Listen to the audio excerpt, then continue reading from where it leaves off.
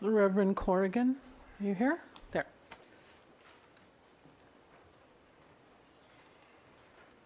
Welcome. Madam Mayor and City Council, first, let me send my congratulations to the new members who have made a commitment to this service. I think I and all of us thank you for that.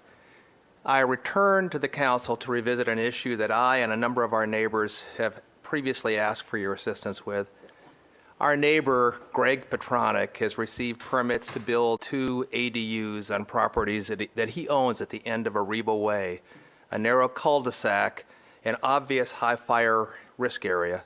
The proposed structures involve 2 massive buildings that would almost certainly not have met design review standards had that been required.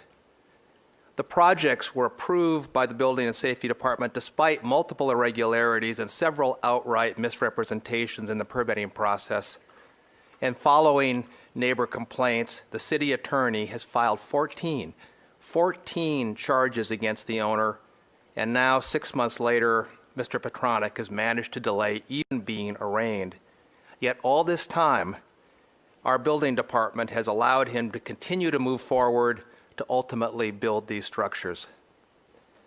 Last year, neighbors filed a civil lawsuit seeking revocation of these permits, and Mr. Petronic's lawyers asked the court to stay discovery pending resolution of the criminal case. He argued that nothing would happen until the criminal matter was settled. Only recently have we learned how wrong she was and we were. Now, only after having sought responses from the city attorney in writing has it been confirmed that 1, the city has not and will not suspend the review process pending resolution of the criminal case. 2, despite clear code violations or code provisions that permit building permits to be revoked, the current city policy is to never pursue revocation out of fear of adverse litigation. I'm told this comes from a failed lawsuit 8 years ago.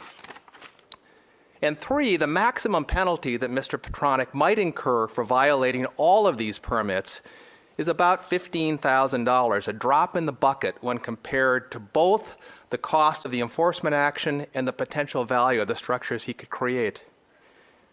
We ask that the council review the current penalty schedules and revise penalties so that there's enough of a teeth in these things to make a meaningful difference. We also ask you to build a policy for revoking building permits. We understand that there's a risk to litigation, but there has to be a way to distinguish between legitimate mistakes, which occur with honest people, and outright lies and frauds, which we think are the case here.